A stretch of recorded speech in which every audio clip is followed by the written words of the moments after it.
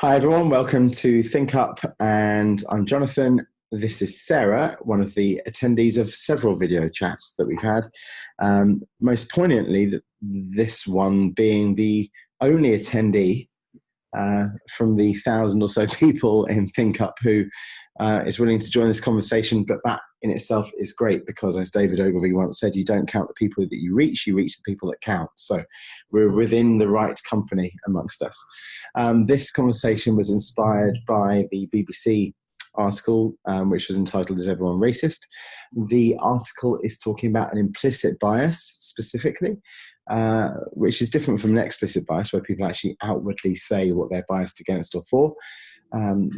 Not least the opinion on interracial marriages in the UK and US, for instance, which have been massively declining in the opposition over the years. I think one of the things that is interesting with the title, of course, with "Is Everyone Racist?" is that it generates this emotive feeling amongst many people that could be either a kind of hard yes, hard no, or that's ridiculous, or it's irrelevant to me, or whatever. And so one of the reasons why I wanted to have this conversation was that if you look at the definition of racism, it's a prejudice, a discrimination, or an antagonism directed against someone of a different race based on the belief that one's own race is superior. Xenophobia, for those who are very much into the descriptor of things, is a fear or hatred that is perceived to be of that is foreign or strange. So it's somewhat different from racism. In fact, UNESCO have said that xenophobia and racism are different in how racism encompasses prejudice based on physical characteristics, i.e. colour in some instances, whereas xenophobia is generally centred on behaviour based on the notion that specific people are of a different culture or nation that is adverse. So there's a difference between the two for those who are watching. And so back to why we're having this conversation, I would like to basically go into the rabbit hole of racism in general and opinions. And I think it's a good time to pass over to Sarah to ask, when you saw the post that I put up on Think Up saying, does anyone want to talk about this? You were one of the first people who said, yeah, let's do this. Was that because of your love of the topic, or why did you want to get involved? So I think that I've really enjoyed the Think Up conversations. I've enjoyed the fact that you've had very different people on the calls. Neuroscience, let's say neuroscience geeks, people like me. I'm a geek, but in a different way. And I also noticed that you'd made that comment around having people on the call that had differing views to make it a bit interesting. So I was definitely up for, and it's fine that it's just you and me, but I was up for the idea of having different people from different countries having the conversation. Because we all know that racism is something that people feel quite emotive about, and it is a hard subject to talk about. And in some ways, because both of us are of colour, we're in the sort of the privileged position to be able to openly talk about race, because it's something that's impacted us, our entire lives, and something that we've always been very, acutely aware of. And is it, to be inclusive here, would it also be arguably true that people who are not of colour, or they have a different colour, maybe they are what we would classify as being white or Caucasian, could they not have also experienced some form of racism to themselves? I think everyone can experience prejudice. It's difficult because when you look at the definition of racism, it is around antagonism, all sorts of things, and you struggle with the word race, actually, because we're all one human race, But it's this whole element of people are being put in boxes. I often think, you think about the traveller community in the UK. They are, they experience a huge amount of discrimination. Mm-hmm. They are white. So I don't think it's necessarily just a skin colour thing. I think it's almost the idea of certain groups being targeted because of their appearance, I guess. It's interesting. I think one of the best examples of what you've just said was the day after Martin Luther King was murdered in April 1968.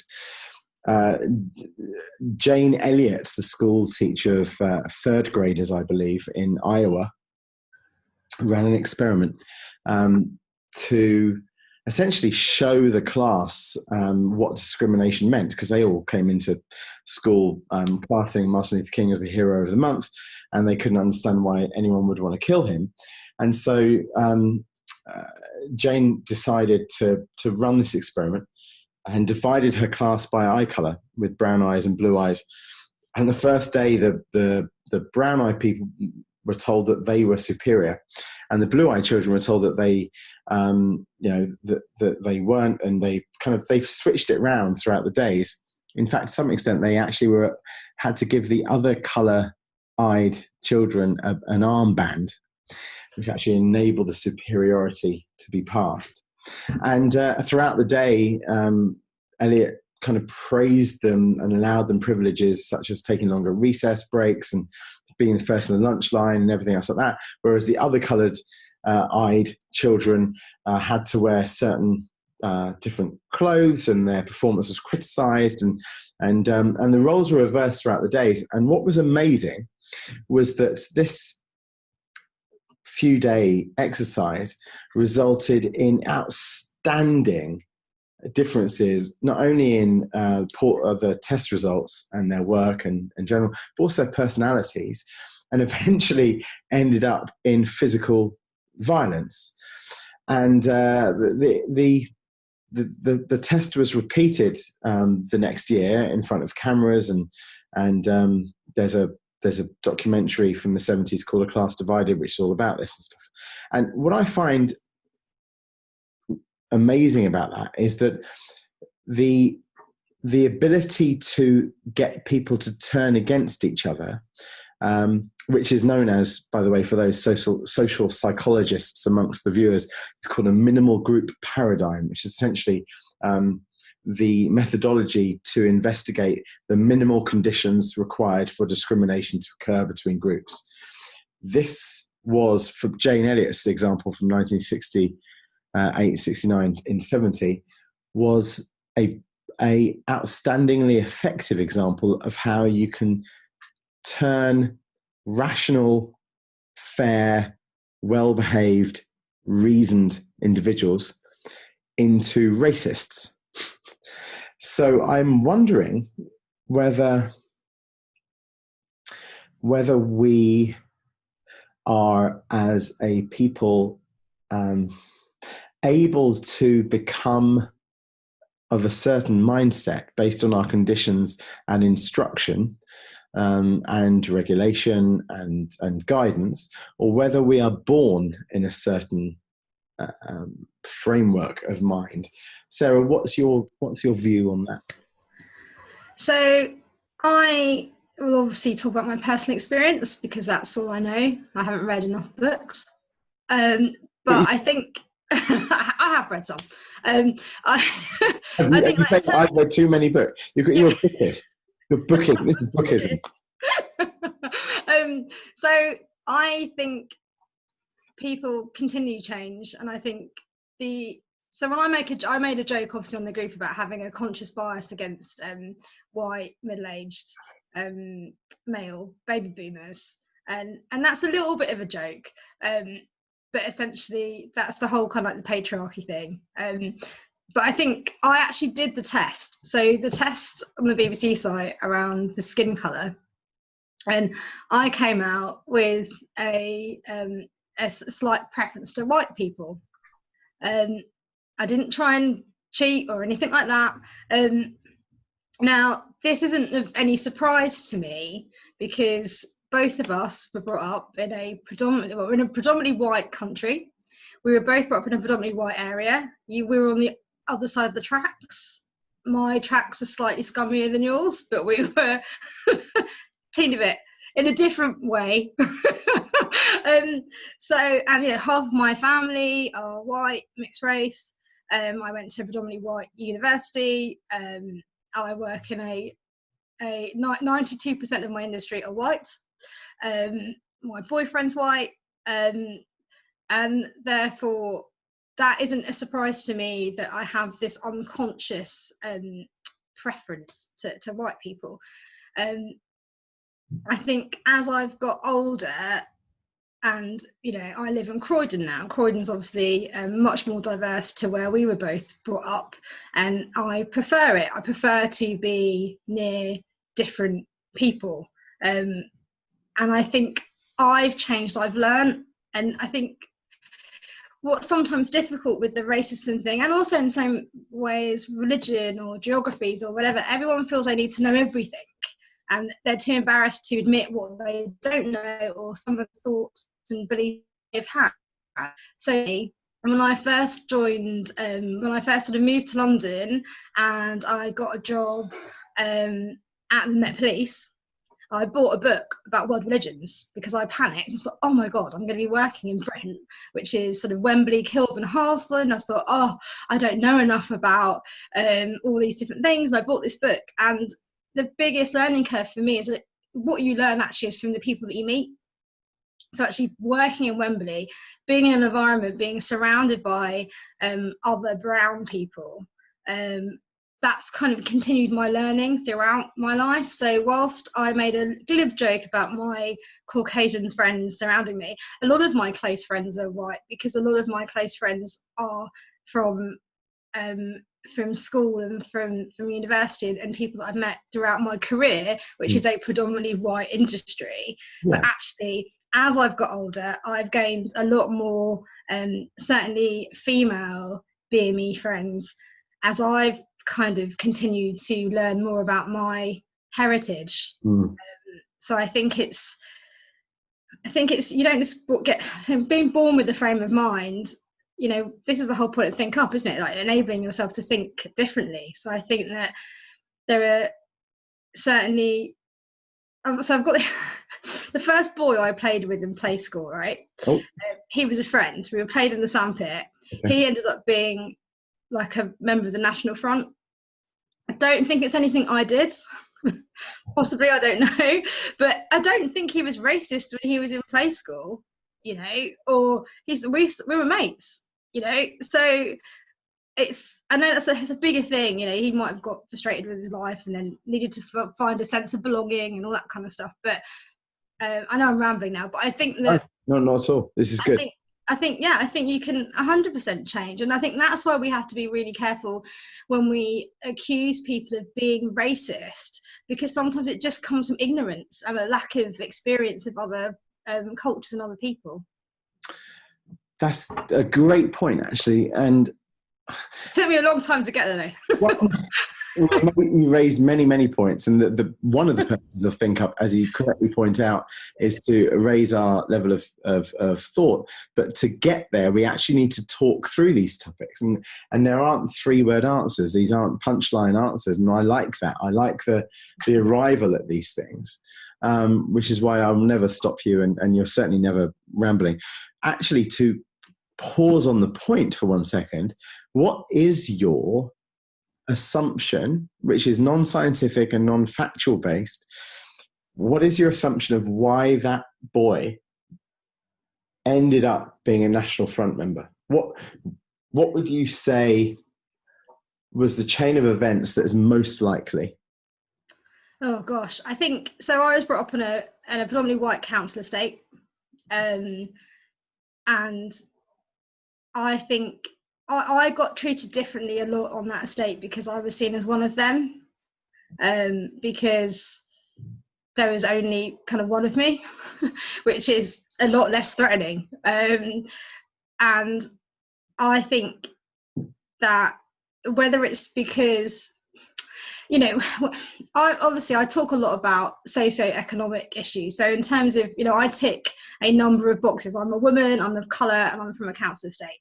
So as I've moved up in my career, I know those three things I've been discriminated against, be it indirect or directly, for those three elements. If you're a young man and you're growing up in a council estate and the schools you go to are utterly appalling, which they were certainly on my estate, and then you're coming out of school or whatever, you can't get a job, there's other things that are infecting your life, then you've got to hate someone.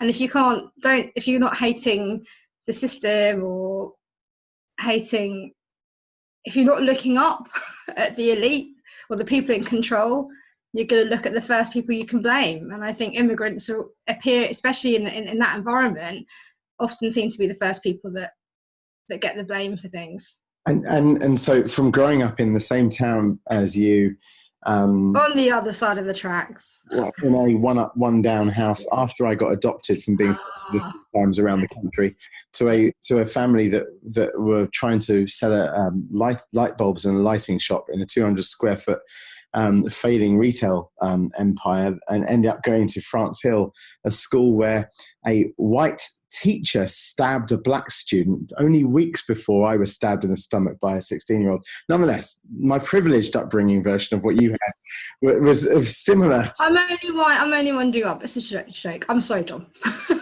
That's right. But yes. The town was.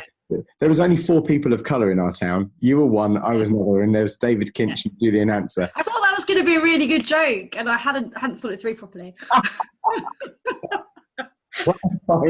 What I find amazing is that many people don't necessarily understand there's 4, 5 or 7 different types of racism, and I personally think there are 5.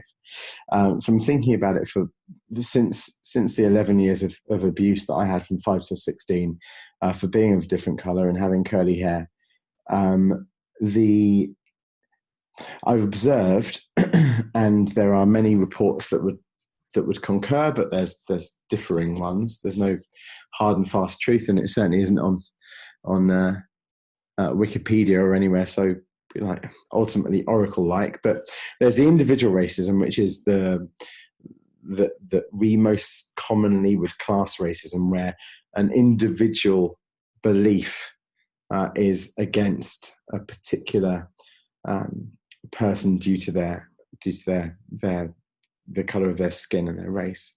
Then there's interpersonal racism, which is a kind of a passive employment of racism against a person of color. So it actually is a workable racism, but it has it's much more covert as opposed to the overt racism or the explicit racism of the past. And then there's the institutional racism, where an organization can actually be on the outside totally democratic and agnostic in terms of race, but actually there's a kind of a way that the institution actually runs that is built on a discrimination.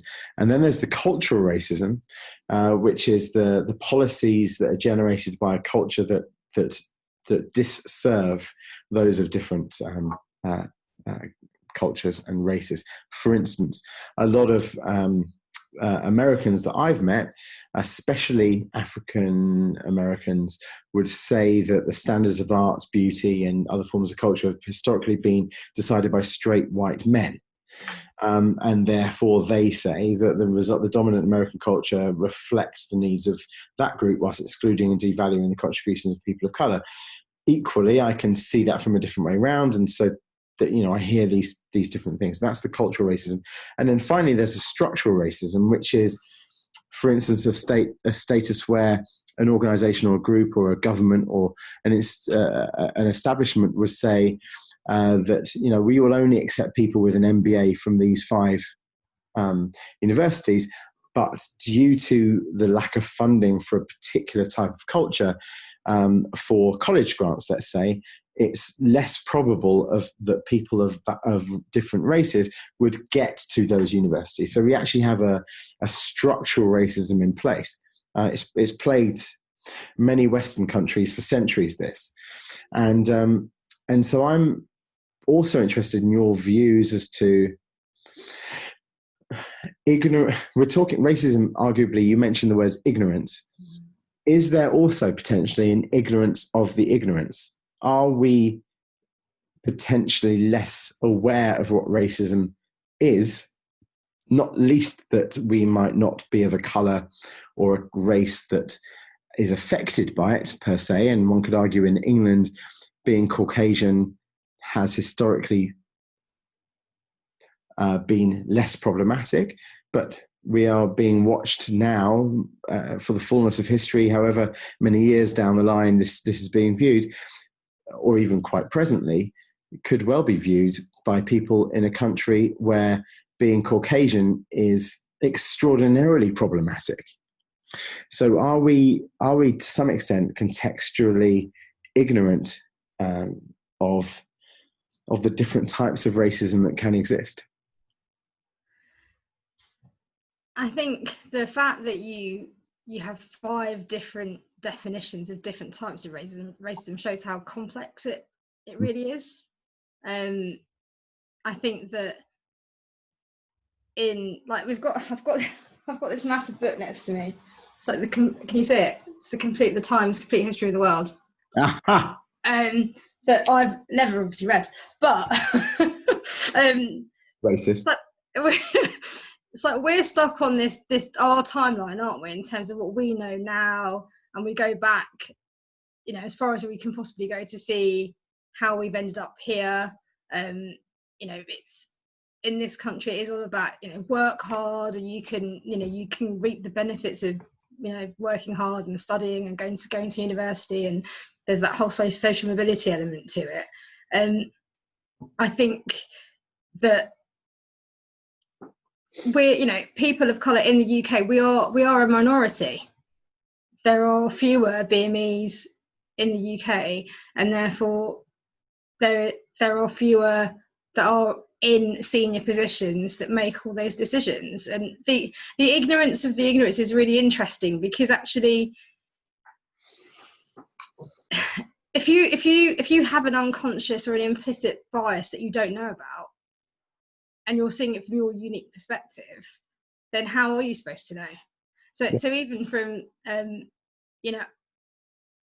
even from a personal point of view, with my friends who have never thought they were racist because they're friends with me, it's that whole thing. I've got a brown friend, but actually, as we've got older, as we've moved into our 40s, we're having more conversations about our own racism that we weren't willing to have in our 20s, because everybody wants to show that they're not racist and they're not prejudiced, and therefore nobody was having any conversations about it. And so when I met you, you were hanging out with my cousin's group of friends, or rather my cousin's group of friends were hanging out with you. How much of that do you think any of them felt that they were in any way more socially progressive because they had a brown friend? Gosh, we should ask them. I don't know. I don't think so. I think that group of people, we're all kind of misfits, I think, to a certain extent. I think that that particular group, actually, we all appeared to have difficult relationships with our dads, which I know sounds a bit strange. And so there are lots of reasons why we became friends. And we're obviously all interested in the same music scene. I had a really good friend who, one of those girls who looked older than everyone else, had like an older boyfriend. And so I don't know. I mean, I think it's really, I think it's more about, when you're young, you don't realise, I'm not saying you don't see colour, but you get on with the people that make you laugh and that you have a connection with. And obviously for me, because but always being like there's only ever like 2 or 3 people in a whole year that weren't white. I would have had no friends if I didn't try and make an effort with people that didn't look like me.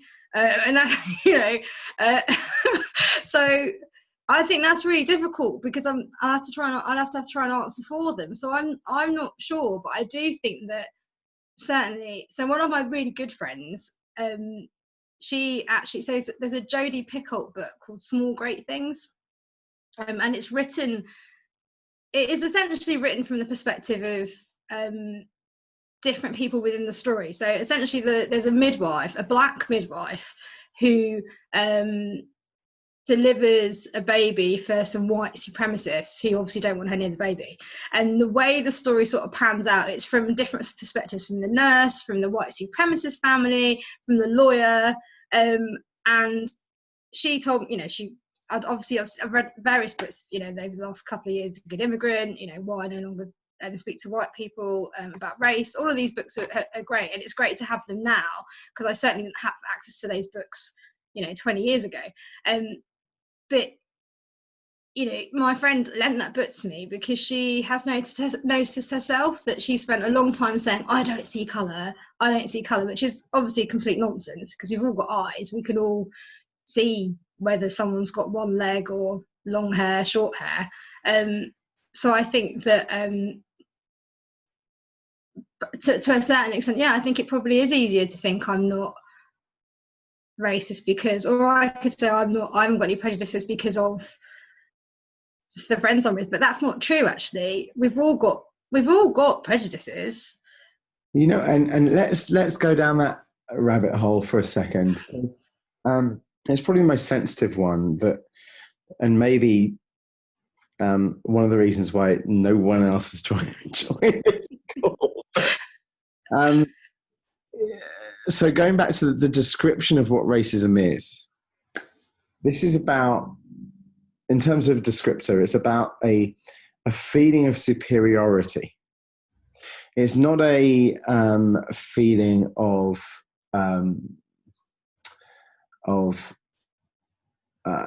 anything other than a hierarchical differential between one person saying, of any color, I am worthy of, or I am able to achieve more, I am able to make better decisions of, I have the right to, I have the ability to, so there's all levels of superiority. And I should also say, some of the most overt racism I've ever experienced has been from people of color, as opposed to people who are classed as being white Caucasian. So with that said, if we are all potentially able to be unaware of our unintentional biases, our implicit biases, is it possible for anyone to not be racist? That's the first point, which is a subtle point. And the second point is everyone racist? But I'm wondering whether we can actually ask it a different way around. Is it possible, Sarah, would you say that it's possible to not be racist? I think, oh gosh. Am I racist? It was certainly be racist. Oh, yes. You mean? Oh. Is it possible for someone to genuinely feel no superiority over anyone else due to color? The superiority thing is really interesting, because that's I think that is the key to it, isn't it? I'm having a go at you because I feel superior to you. The first person that ever called me the P word was actually a black guy that was a year above me in secondary school. And I remember being quite shocked, because I was like, what? Where'd that come from? And So the superiority bit is key. And that thing is, now I'm trying to think, who do I feel superior of? Because I think actually going back to that group of boys that I was friends with at school, who I'm still friends with, but there has always been an element where they think they're superior to me because they're boys. And I've never thought, is it because of my colour? But, you know, maybe it is. I mean, I think I often get treated, and I don't know how you've ever experienced this, but I sometimes think in certain cliques or certain groups, I get treated as the kind of the jester. And that's, you know, potentially that's something that I put out there to avoid having anyone have a go at me first. So there's a role that we play to go, right, you know what, I'm just going to take the mickey out of myself, have it all out there before it impacts on me. Yeah. So you know, the difficulty is with that particular question is that I still think we've got such a long way to even be in a position where people are willing to talk about the fact they feel slightly superior over certain people. And the fact that there's only you and me on this call, I think is testament to people being too scared to have the conversation. So I've known my friends, most of my friends I've met at 14 actually. So you know, around the age I would have met you in that period. And we've only just really started to touch the surface of this issue. And, you know, and they have been friends with me for a long time. I probably am one of the few non-British white people they know. Yes. Because I am empathetic to that level of ignorance and lack of experience, because I've definitely been ignorant. I used to have a real issue with Australians. I went through a period of like really disliking Australians, because every time I met an Australian, this is not some weird British patriotic thing I've got, but every time I met one, it was always like, oh, the women aren't strong enough and the men are wet. And it was, I had like I kept meeting Australians and we're having the same conversation. And I've got quite a few Australian friends now, and I've got over it now. But in a way, that's an example of, for a long time, I had a perception of Australians until I actually spent some time with Australians, and then that changed my perception. Yeah.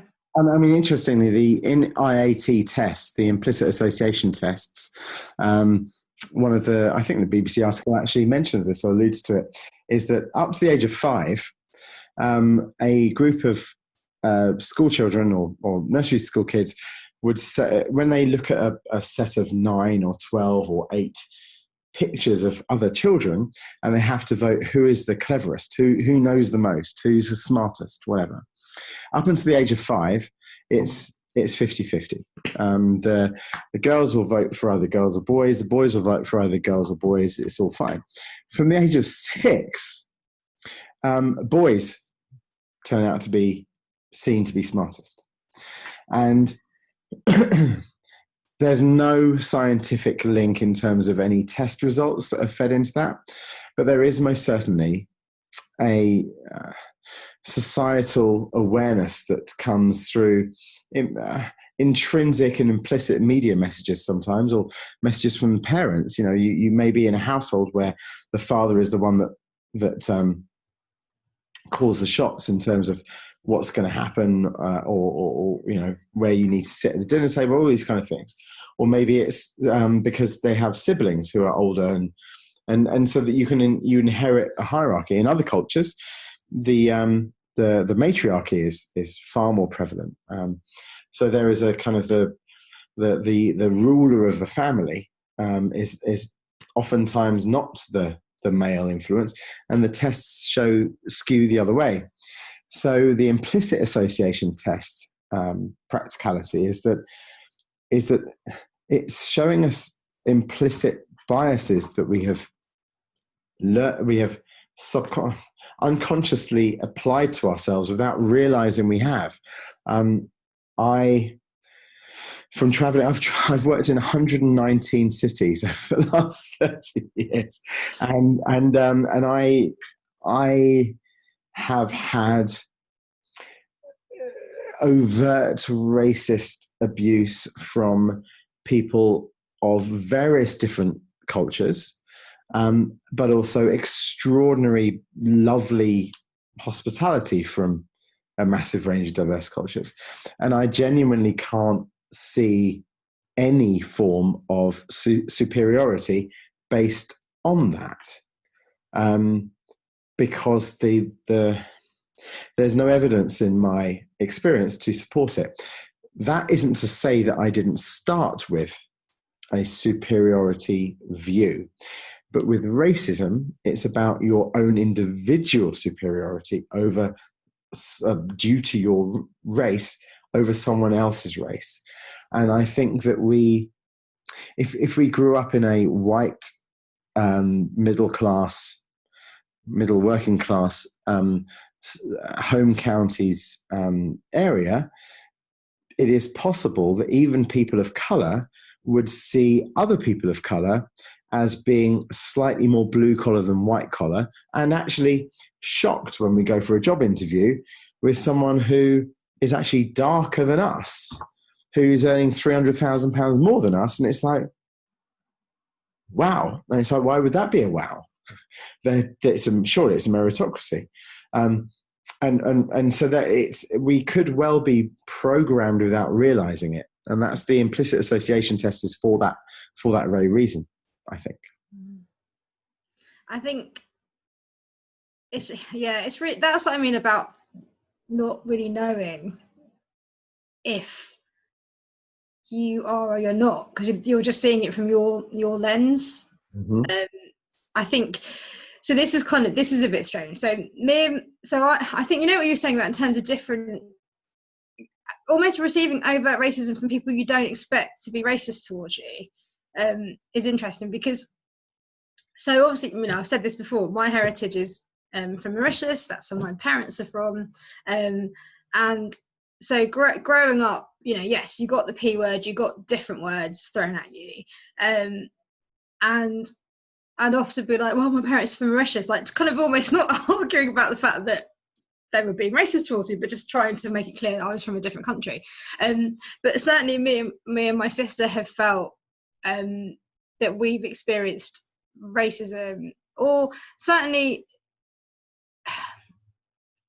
coldness from other women from Asian countries. And it's really odd that there's almost, I don't know whether it's an element of not really understanding, you know, backgrounds or whatever, but we've both experienced it with different people. But as I've got older, the more open I've been to different women of colour, the more I've got relationships with people from different countries.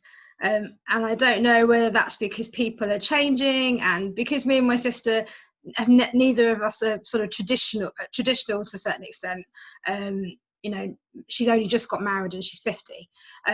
So whereas I think more and more people, women, Asian women in particular, are living different lives in terms of careers and appearance, and choosing to be, you know, to not necessarily follow the same traditions that their family heritage has. Whether that's changed, I'm not sure.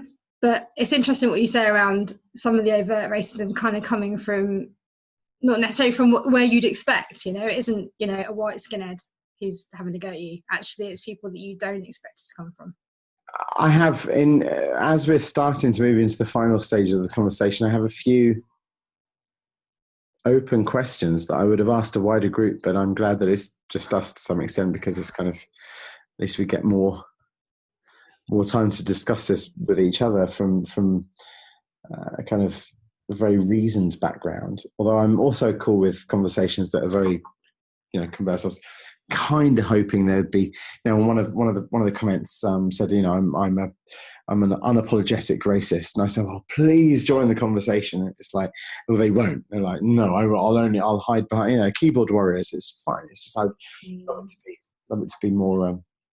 I'm a fan of people who would speak their mind in a reasonable adult conversation as opposed to hide behind a screen. But one of the things that I've noticed, let's take, for instance, the Indian culture. I've noticed that there seems to be a pretty insular environment where they hang around with their own type, they marry within their own caste, they socialize with their own environments and whatever. Similar thing happens in the African cultures. There's parts of London where you will not see a white person involved in that, not even a mixed race person involved in that. And that's notwithstanding the conversation about whether everyone on earth is mixed race, which of course the answer is yes. But there's the kind of there's a very insular part. When you see a culture grouping that is totally insular, do you see that as potentially racist? Oh gosh, do I think it's racist? Well, I guess you could think it is, in a way, it's kind of racist because you're not necessarily open to other cultures or other people coming into your group. Do you think they see themselves as superior? Because that's racism. Ooh. Because possibly, because I definitely have felt that some people think they're superior over me, but then I think maybe I've just been used to it for such a long time. It's just my normal. So I spend most of my time, battling and having to kind of prove, why I'm sat around the table sometimes. So I think to a certain extent that's kind of my norm. But yeah, potentially, I think that is a point of not wanting to. I struggle with that obviously because, my uncle was with when he first came to England, he met a white lady who had 2 children from a different relationship, and then he had my cousin Trisha, who is mixed race, who's in her sort of mid 50s now, and so I've got white relatives, and my cousins, so my step cousins, are no, they are part of my family. There's no difference in the fact that they're white and I'm brown.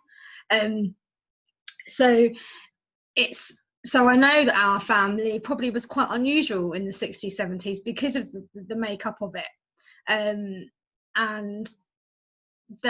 Mauritius anyway as a culture is more, because there's so many different people that live there. There's obviously issues there, and it's quite obvious where the issues are, but because you've got Chinese, Dutch, French, Indians, Africans, that all speak the same language, speak the same food. And people from Mauritius, in terms of a culture, I've got relatives that live in France, Italy, various different countries, and we all become very much that. Maybe it's because of that indentured labour, going to different countries, that you adapt to the culture that you're in. So my relatives that are in France are very French. Obviously, me and my sister are very British. But there was never any pressure from my family that I would marry another Mauritian, because there's 1.2 million people in the country. And again, in the same way, if I was only ever friends with brown people, I would never have had a boyfriend. So to bring it down to numbers. So yeah, I mean, I think that I'm going to tell you something that I'm just going to tell you. So my dad, so this is the story that my mother has told me, whether it's true or not, who knows. But when they first got married, they lived in South Ealing. Now, South Ealing's obviously got quite a big Asian community. So according to my mum, the reason why they moved away and moved to Camberley is because my dad was racist towards some of the Asian, I say mainly Indian community, because he wanted my sister to be British. And that's why they moved to Camberley. And so what you end up is, me and Melissa really genuinely are very British. But that's obviously what he wanted. So and thanks for sharing, and that is insightful. There's then, and in closing, my second thing that I wanted to raise, the first one was around when you see groups of people who are of a certain thing. The second one is really tangential, and for those watching, I didn't tell Sarah I was going to say this, or ask this. Sarah, you and I once stood in the same queue at the White's Garage service station with people buying cheese and onion pasties after maybe a night at the Agincourt Rock Club, and there was a queue of about 5 or 6 people. You were in it, I was in it, my cousin was in it, the guy you were dating at the time, I think, was in it. There's a few, and we were talking about a fancy dress party that was coming up. And it was decided by the queue, I observed this, I didn't take any part of this, that you would go as Pocahontas. Yes. Do you remember that conversation? I dressed as Pocahontas. You did?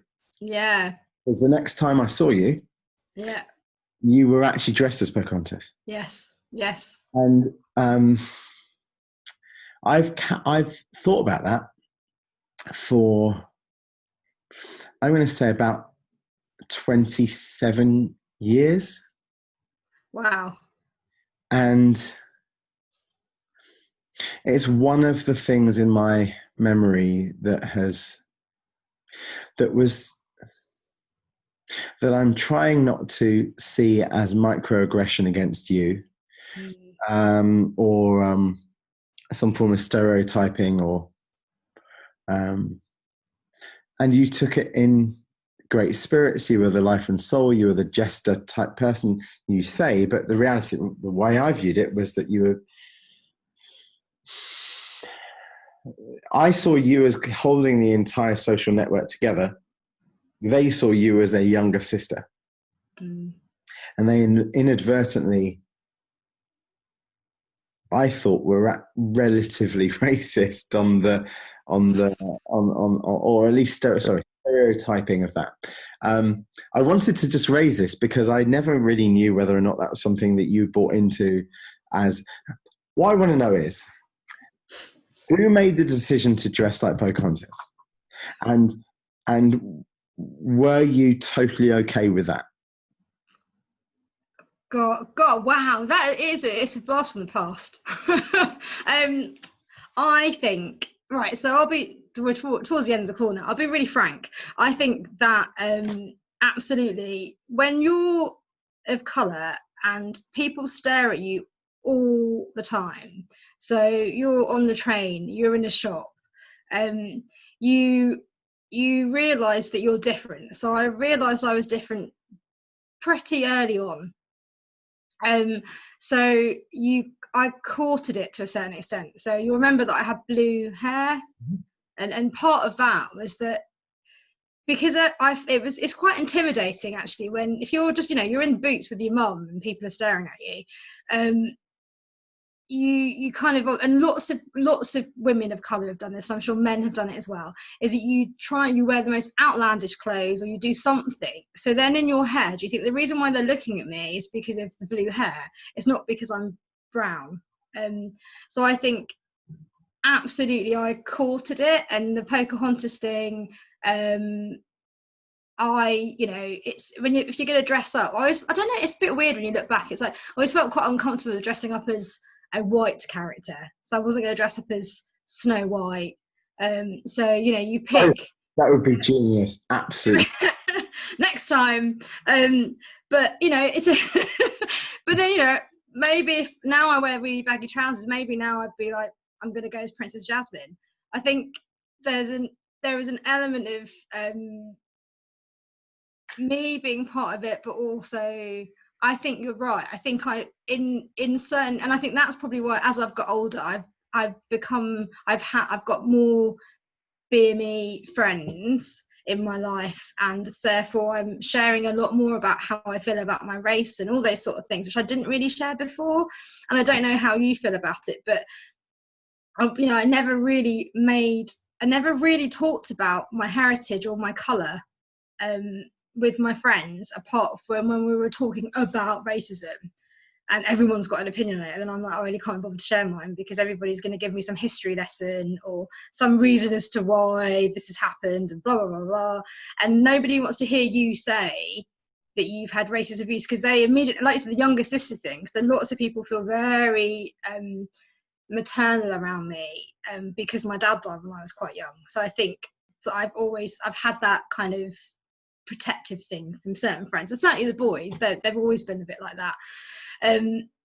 But I certainly have had people who are my friends, but actually they've been a bit racist. So I had a girl, so this is another story. When I was at uni, I had one friend who put my foundation on her face and then put on like a fake Indian accent. And I remember at that point going, I know this isn't right. It's just not right. This is like, it's just not right. And the thing is, I was about, I guess, like 19, and again, still being the only person of color and lots of, you know, and you're like, well, when do I turn around and say that she's racist? And you just don't do it, you know. So it's interesting you've raised it, because God, so this Think Up thing is so embarrassing, because I keep revealing things. I'm hoping someone reveals more than me at the next call, but it's almost like well, and I've done soliloquies on you should see me on religion, and that was purely me. No one doing that.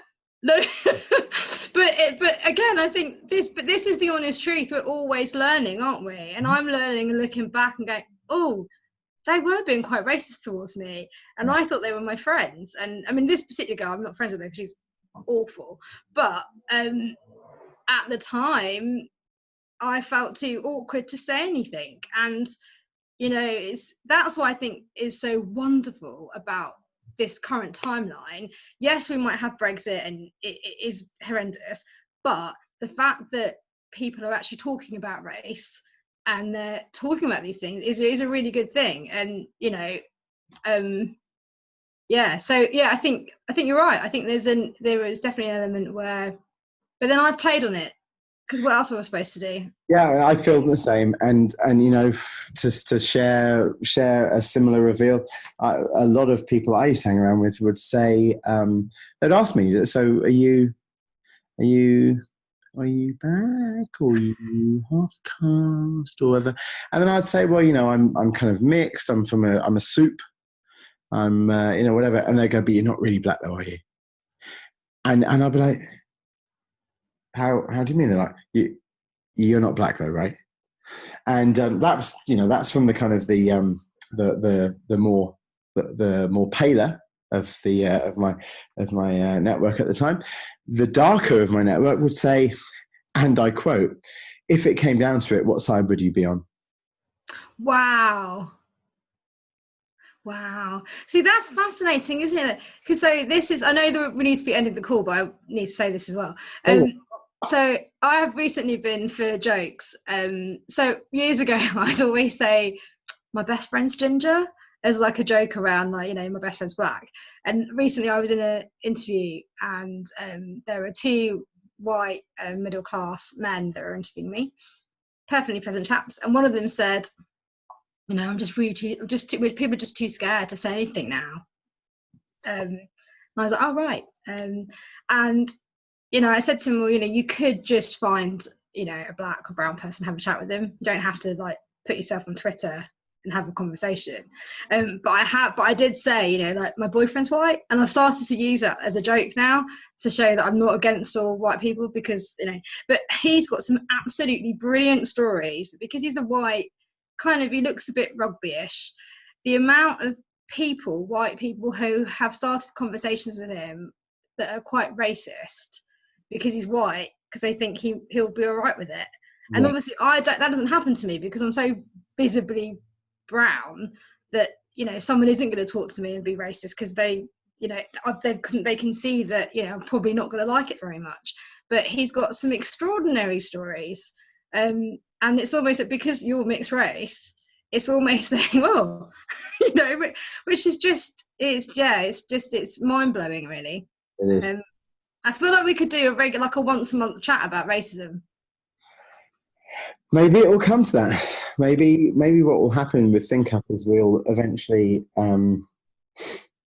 realise that there are certain macro topics that should be continually discussed. What I'm super interested to find out is whether or not in 6 months' time it will just be me and you talking about it, or whether anyone else will join. You know, I've told all of my closest friends and the entire network of Think Up, 7,500 people in LinkedIn and 62,500 people on Twitter,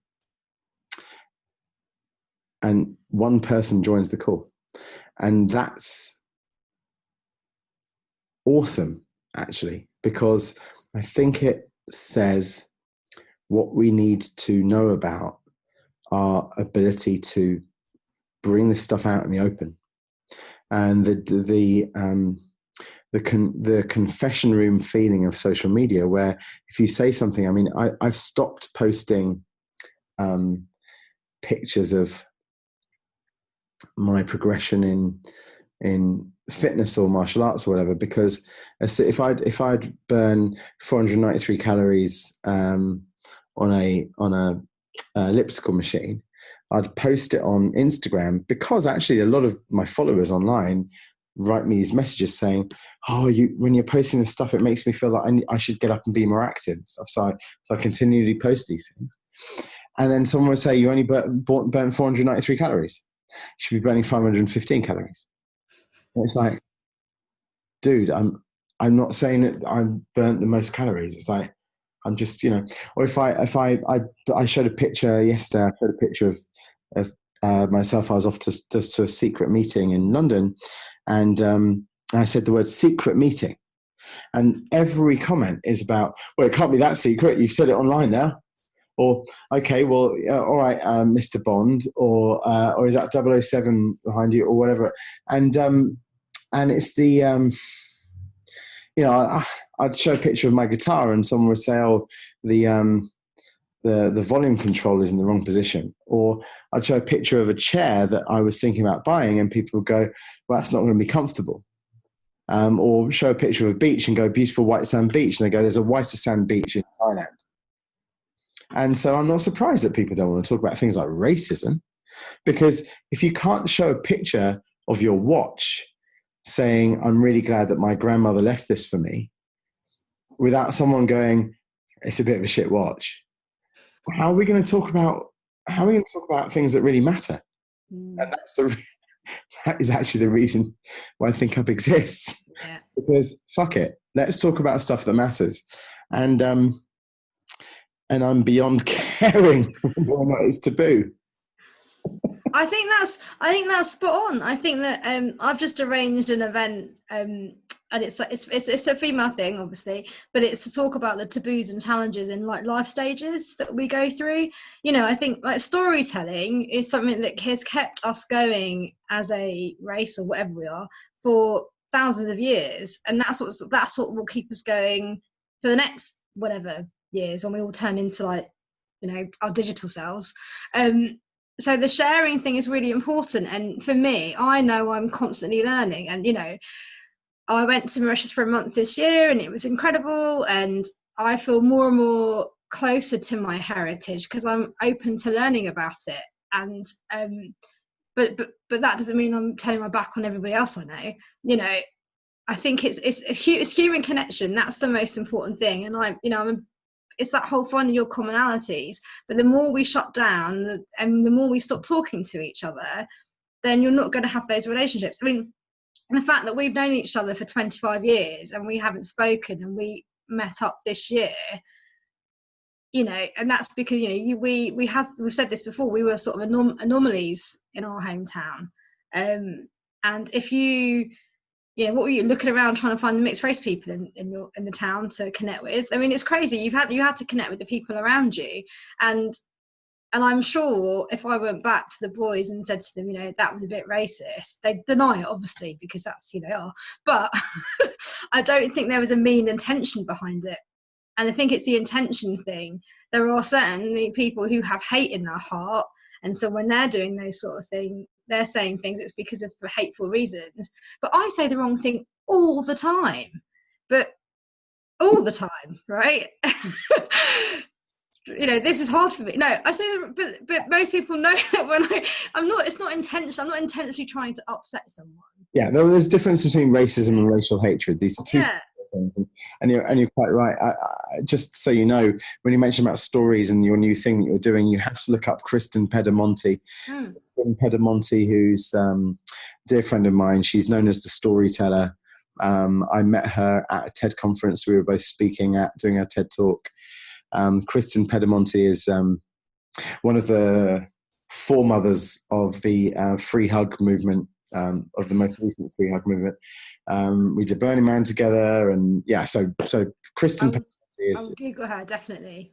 But do, yeah, I think But it's a great point, and I love the fact that you're involved in this whole storytelling and sharing. Now, for those who are watching and thinking, "God, when's this going to finish?" No. Watching two brown people talk about, thanks everyone for watching. Sarah, thank you for joining. Pleasure. I'm so pleased I didn't need to do another 25-minute keynote on my own, but I don't mind actually. Whatever people want. Bizarrely, the viewing figures of the videos is crazy high, so I don't know what that means. Few people involved in the conversation, huge amounts of people viewing the content, but that's good. I guess we're broadcasting live and direct, or not live, but certainly direct. And I'm really glad that you could join, Sarah. Thank you. Thank you. Thanks for those viewers who are watching. I'll see you next time on Think Up. And the next time, for those who are watching today, which you may or may not be, and today's the Wednesday, the 18th of September, the next one is on Friday the 20th at midday, which is a call about whether life is a simulation. And then on the 24th, Tuesday, 24th September at 10:30, which is going to be about whether or not everything we know about addiction is wrong. So that's the next few up. See you on thinkup.tv. And Sarah, stay on the line so I can thank you really quickly personally. And thanks to everyone. And this is Think Up, over and out.